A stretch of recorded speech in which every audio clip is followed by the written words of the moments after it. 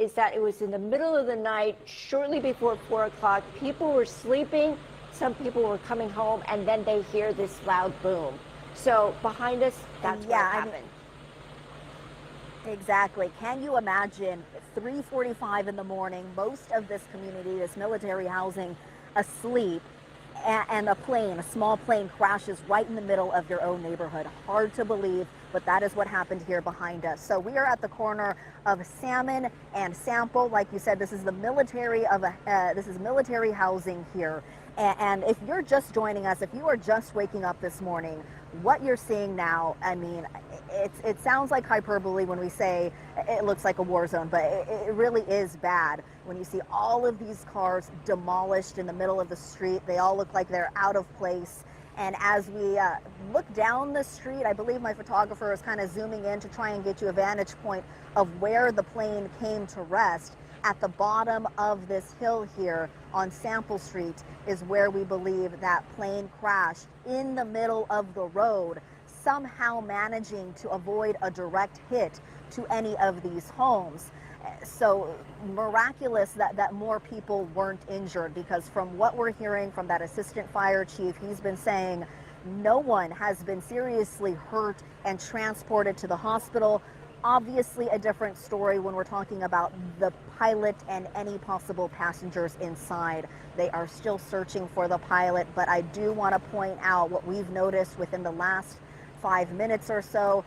A little bit closer to our camera, we are seeing a yellow tarp presumably covering a body. We have not heard that directly on camera or confirmed information from police, but again, that's just what I'm seeing with my own eyes. As we pan over here and we take a look at this home, this is the most badly damaged home that I can see here. Again, we're at the corner of Salmon and Sample, so it's possible that as this plane was coming down, pieces of the plane were falling off. We've heard from Audra Stafford saying all morning that pieces of the plane have been as far away as Santo Road, which is out of the direct hit zone, if you will. So you can see cars totaled, and obviously a lot of other cars damaged as well. Many caught fire, but the silver lining in all of this is it just seems to be a miracle that no one inside of these homes was seriously hurt. We've been hearing from folks. Prior to getting to this location, we were over at Navy Exchange, and I talked to a number of military members who had to evacuate their families. And what they were saying was just that this could have been so much worse had this plane crashed into any of these homes. There could have been far more casualties. I spoke to a Marine sergeant a little bit earlier who described trying to evacuate his wife and his 2 kids. I believe their ages 4 and 1. And trying to get them out. You know, these military members, they prepare for emergency situations, but it's a completely different scenario when you're talking about your own family and trying to calm the nerves of the rest of the civilians in this neighborhood as well. So let's go ahead and hear from him. I mean, so this is a military household, like complex, right? So there's at least 1 service member per household. But that's 1 for a family of 5, so it's 4 civilians to 1 military member. So they're not used to seeing chaos. They're not used to seeing emergencies like this. So they were panicked, kind of started giving direction to come here, to gather here, so that they can have a safe point. I noticed that the fuel was running downhill, so I directed everybody uphill so that they can get somewhere safe. And that sergeant actually works in aviation, and what he was telling me is that this street is essentially a direct path to Montgomery Field, and what we know is that as far as the police or the fire assistant chief was telling us, that the plane was headed to Montgomery Field and had to crash land right here behind us. We'll go ahead and send it back to you. Thanks very much. Also, the evacuation center for anybody that needs a place to stay temporarily is Miller Elementary School. That's at 4343 Shield Street, which is about a mile north of the crash location. So they're offering that location for people to perhaps spend their time if they have no other place to go. The head of emergency operations for the City of San Diego's fire department is Deputy Chief Dan Eddy, and Audra Stafford talked with him. He had just so much information for us. This was at 5:30 when he did his last briefing. We understand, Audra, he's going to be talking with you at 7 o'clock this morning with the latest briefing. What can you tell us so far? Yeah, that's right. We are expecting another briefing. In fact, if you walk over here with me a little bit, we're right outside the YMCA. You can see they are getting set up for that now. They've been kind of getting all together, just making sure they have all of the latest information so that they can brief the media. I spoke with San Diego Police Chief Scott Wall earlier today off camera as well, and he said he will also be a part of that media briefing again at 7 a.m. You mentioned Miller Elementary being one of the evacuation points. We understand both Miller Elementary and Hancock Elementary are both closed today because of all of this. Schools in the neighborhood, so they will have childcare services as well at Miller Elementary. Again, I'm standing right outside the Armed Services YMCA. A few people have evacuated here as well, and they have water and some other things set up inside of there for people. So just to give you a little bit of lay of the land, you can see behind me quite a few emergency vehicles all up and down. We are on Santo Road, and it looks like that is Sculpin Street is the intersection there. So all up and down this area, because this is just a few blocks away from where the actual crash happened. And Bill Ramsey, our photojournalist, is pointing down the street now, and you can see off there beyond these police cars, there are still plane parts in the street, a very large wing it looks like, as well as some other pieces of the plane. There's also a power pole down in the street, so it kind of gives you an idea of that plane most likely hit that power pole, took down some power lines on its descent. Again, it was trying to apparently land at Montgomery Field, or headed toward Montgomery Field to land, when this all unfolded a little before 4 o'clock this morning. The assistant fire chief, when he spoke earlier, talked about they're still trying to figure out how many homes were damaged. This hit several homes in its path, and they have counted at least 15 that were damaged as a part of this. Many of them caught fire, as well as all of the cars. You saw some of that in Nicole Gomez's reports, of course, because she's right there by the scene. We heard from some folks as well who reported that loud crash sound, that boom. One person told me off camera that he thought we were having another earthquake because he could just feel the impact, and then people saw the fires going up all up and down the street. So here's what Assistant Chief Dan Eddy had to say. So our initial goal is to get everybody out of the neighborhood. So that's our first evacuation point for everybody to go to. We will be sending resources there to work with them, and if we can, get people released back to their homes as soon as we can. But if not, that's our initial point to get everybody away from the scene. Coming in here myself, first on scene, coming in with the rest of the crews here, our goal is to get everybody out because we had multiple fires going on. We had multiple fuel spills. So we just want everybody out of that neighborhood, get to one safe place first. FAA and TSB are on the way. We are in unified command with San Diego PD, CHP, military housing, military police, federal fire, and ourselves on this one. All right. Be safe. Now, I spoke to someone with the fire department just a little while ago, and he wanted me to let everyone know, if you smell jet fuel at your home, if you have plane parts outside your home, the FAA needs to know where those are. They're trying to collect all of the debris from this crash so they can really piece together what happened. So if you see any plane parts, if you smell jet fuel, and I am starting to smell it more as the morning goes on, it kind of shifts, I think, depending on the wind. There is a number you can call. It's the non-emergency line, 619-531-2000. You're asked to call that number immediately. Again, if you smell jet fuel or have debris at your home, 619-531-2000. Of course, we're going to stay out here. We are expecting, again, another update in just a little bit at 7 o'clock. I'll send it back to you. Audra, thank you. And at the earliest moment that we had crews there, this is what they shot. This is the earliest video showing some of those homes on fire there. And as the assistant chief had mentioned earlier, at this point there was jet fuel actually streaming down the streets.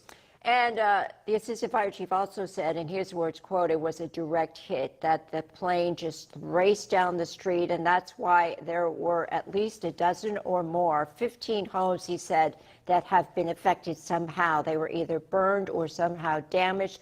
Also, cars have been destroyed. They burned up. They are still going door to door. They're checking on people to see if there are any casualties, to see if people are okay. It was the middle of the night. It was just before 4 o'clock. Most people are sleeping. It was dark out, although we did catch a few people who were coming home from work and who were awake at that time. But I have to tell you that it was 2 large booms that I had never heard before and actually sent chills up my spine when I realized that there was something terribly wrong. Our photographer came in and said, "What's going on?" There are just San Diego police first responders just racing to the east of our station. That would be Murphy Canyon.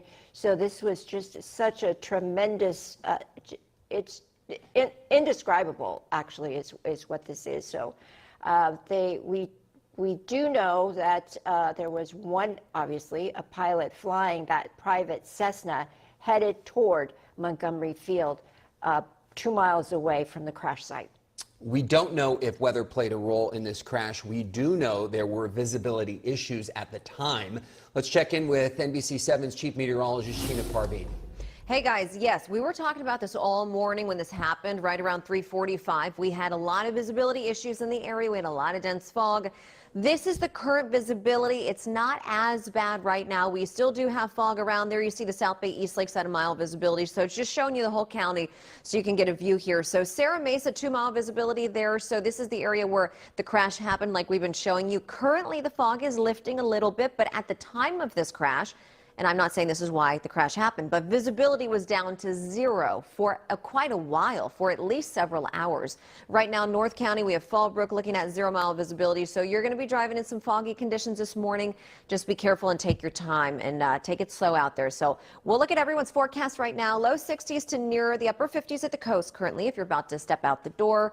Mid to upper 50s inland, around 60 in the mountains. For today, the early fog is going to lift to sunshine. So for the inland locations, mostly sunny to partly cloudy. Some of this fog may struggle a little bit to burn off. High temperatures will be cooler than yesterday, around the mid to low 80s. So our cooling trend starts today and it lasts through the weekend. The weekend's going to be cooler than today. At the coast today, about the low 70s to mid 70s for coastal communities. Mountains will be right around 80. Deserts near 106 still. Tomorrow's going to be cooler, so onshore flow increases. We head into the weekend even cooler for your Memorial Day weekend. We'll see more clouds move in also. We could see some more fog tonight as well. But for your coastal forecast for your Memorial Day weekend, upper 60s mostly. This is normal for this time of the year. We don't typically have a warm Memorial Day for the beaches. For the inland valleys, we'll be in the low 70s, possibly on Saturday. That's going to be cooler. And then by Sunday and Monday, mid 70s. Next week, though, we should start to warm up a little bit more by the end of the week. But that onshore flow really is going to change our temperature pattern.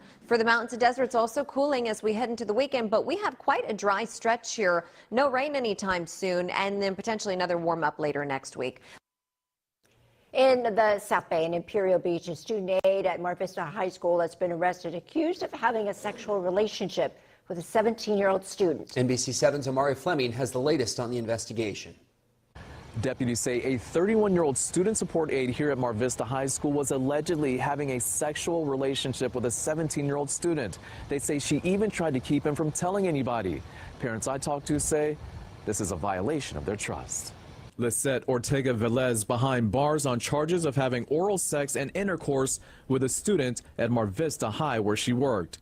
Sheriff's investigators confirmed these social media pictures of the woman who is 14 years older than her alleged victim. Wow. I know. The allegations have students disgusted. I think it's gross because, I mean, like you have so many options and then you choose a kid.